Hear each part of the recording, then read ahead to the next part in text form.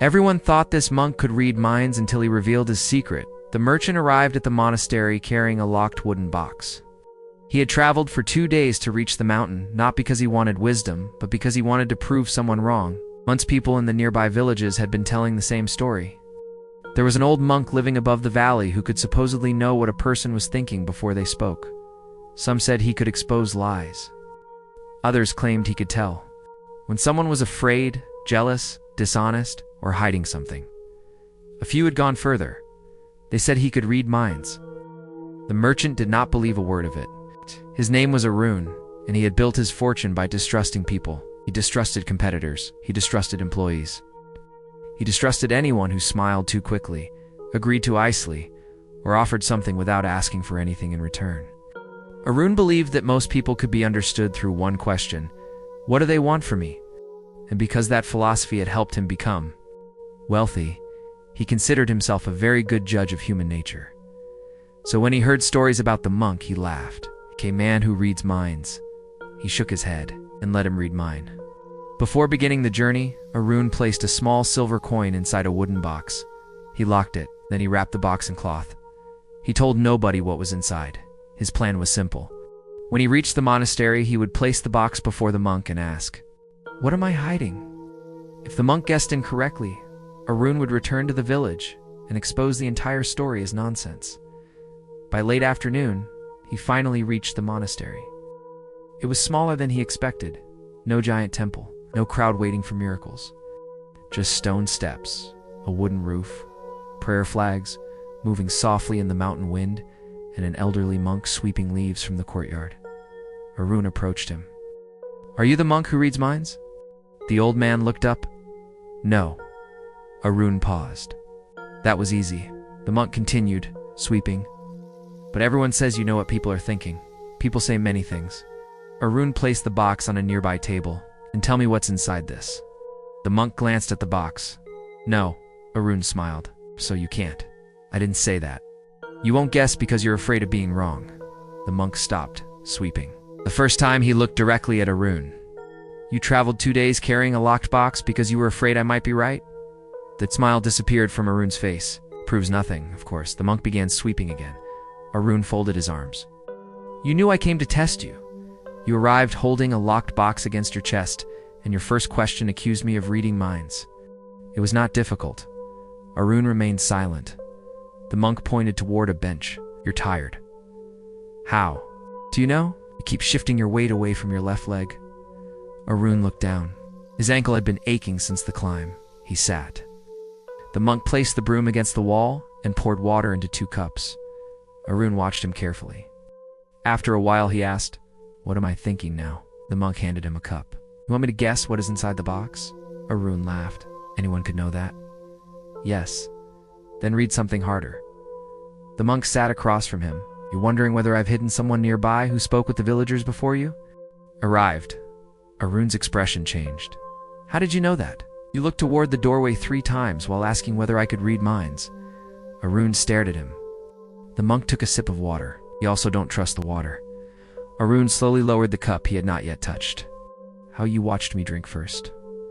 For the first time since arriving, Arun had nothing to say. The monk smiled.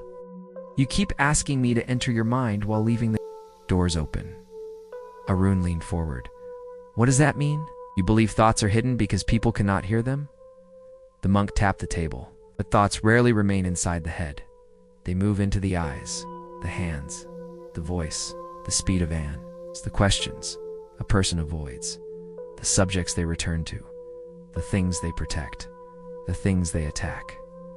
Arun looked at the box. "So you study people's movements? Sometimes their expressions? Yes? Their voice?" "Yes, so that's the trick." The monk shook his head. "No trick. Attention." Arun frowned. "That's not mind reading." "Exactly." The 2 men sat quietly for a moment. Wind moved through the courtyard. Far below them, clouds were gathering over the valley. Arun finally opened the water and drank. Then he asked, "If people reveal so much, why don't we notice it?" The monk answered immediately.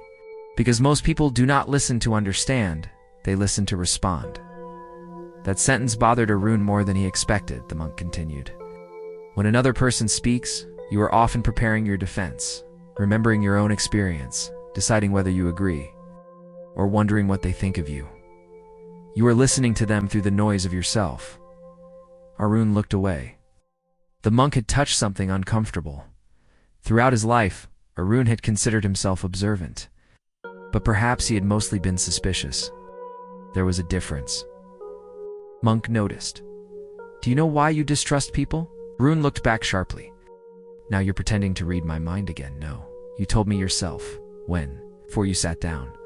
I told you nothing about my life. You asked what people want from you before you asked who they are. Arun said nothing. Monk continued. A suspicious person believes they are studying everyone else. Very often they are studying their own expectations. Arun's voice hardened. You know nothing about what I've experienced? That is true. Then don't judge me. I am not judging you. The monk's voice remained calm. I am showing you something. What? You came here convinced I was a fraud before meeting me. You interpreted my refusal to guess as fear. You interpreted my observations as a trick. You interpreted the water as something that might be dangerous. In every case, your mind reached the conclusion before the evidence arrived. Arun looked down. The monk leaned back. That is one of the strangest abilities of the human mind. It cannot read another person's thoughts, so it invents them. Arun looked up. The monk continued. Friend does not answer your message. Your mind says, they are angry with me. Someone looks distracted while you speak. Your mind says, they don't respect me. A stranger whispers after looking in your direction. Your mind says, they are talking about me. Your partner becomes quiet. Your mind says, something is wrong between us. And because the story happens inside your own head, the monk said, it feels like knowledge, but it is still a story. Arun slowly nodded. So people don't really read minds. The monk smiled. People constantly attempt to, and most of them are very bad at it. Arun laughed despite himself. For the first time, the conversation no longer felt like a competition. He pointed toward the wooden box. You still haven't told me what's inside? No. Can you? I can guess. Then guess. The monk studied him for several seconds. Something small. Arun waited. Not sentimental. You would not risk bringing something emotionally important merely to win an argument. Arun's eyes narrowed. Something valuable enough that you would choose it deliberately, but not valuable enough that losing it would trouble you. The monk paused. Metal, perhaps? Arun's hand moved, almost invisibly, toward the box. The monk noticed. Now I am more confident. Arun pulled his hand back. A coin? Arun stared. The monk smiled. Open it. Arun unlocked the box. Inside lay the silver coin. For several seconds he simply looked at it. Then he looked at the monk. You did read my mind. No, you guessed correctly. After watching you, that isn't the same thing. Arun picked up the coin. But if you can become this good at understanding people, couldn't you use it against them? The monk's smile disappeared. Of course, that answer surprised him. You could manipulate them. Yes. Sell things to them. Yes. Make them trust you. Yes. Then this knowledge is power. The monk looked toward the valley. Knowledge often becomes whatever the person holding it already is, in the hands of compassion. Understanding helps, in the hands of insecurity. Understanding controls, in the hands of greed. Understanding manipulates. In the hands of wisdom, understanding listens. Arun turned the coin between his fingers. He had spent much of his career learning how customers behaved. What made them afraid? What made them hesitate? What made them buy? He had always considered this intelligence. Now he wondered whether some of it had been manipulation. After a long silence, Arun asked, If I wanted to learn what you do, where would I begin? The monk looked at him. Why? To understand people. The monk shook his head. That is not why. Arun frowned. You want to understand people so they cannot surprise you. The words landed harder than anything the monk had said. Arun didn't answer. You believe knowing what another person thinks will protect you from betrayal, rejection, embarrassment, and loss? The monk pointed gently toward Arun's chest. But there is still one mind you have spent very little time understanding. Arun knew what was coming. Mine, yours, the monk continued. You climbed a mountain hoping to expose another man's secret. You brought a box to test whether I could see inside it, but perhaps the more interesting box was never on this table? Arun looked at him. You spend enormous energy asking, what does he want? What is she hiding? Why did they say that? What are they thinking? About me? Yet how often do you ask? Why did that frighten me? Why do I need to be right? Why does rejection disturb me so deeply? Why do I assume danger before I see evidence? Arun's eyes dropped to the coin. He suddenly understood why the journey had unsettled him. He had come seeking proof that the monk could not enter his mind.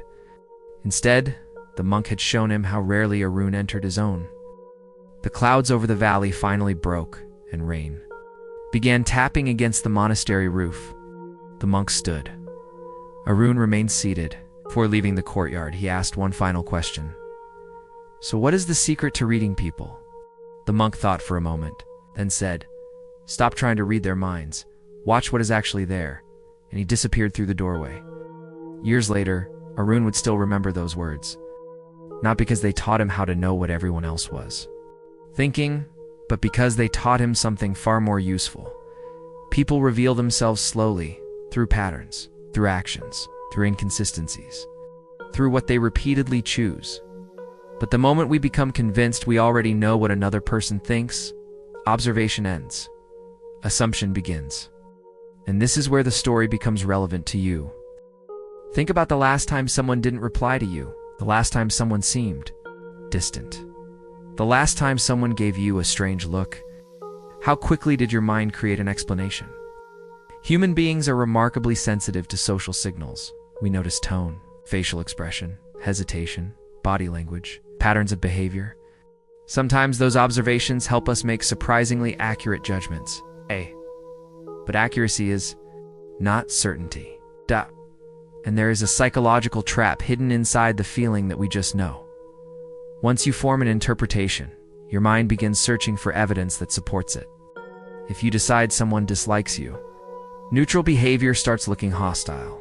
If you decide your partner is losing interest, ordinary silence becomes suspicious.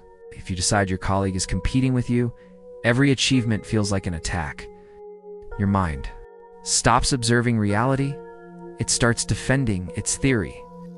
That is why the monk's final lesson matters. Observe before you interpret. Instead of asking, what are they thinking? Ask, what did they actually do? Instead of, why are they ignoring me? Ask, what do I actually know? Instead of, they're judging me. Ask, what evidence do I have? And perhaps most importantly, what part of this story came from them and what part came from me? Because the better you become at understanding yourself, the less urgently you need to pretend you can read everyone else. If this story gave you something to think about, subscribe to Human Code. This channel explores hidden psychology behind behavior, perception, discipline, relationships, and the stories the mind tells us without permission. And remember the merchant's wooden box. Climbed a mountain, asking another person to reveal what was hidden inside it. But the real discovery was much closer. The mind you most need to learn how to read is your own.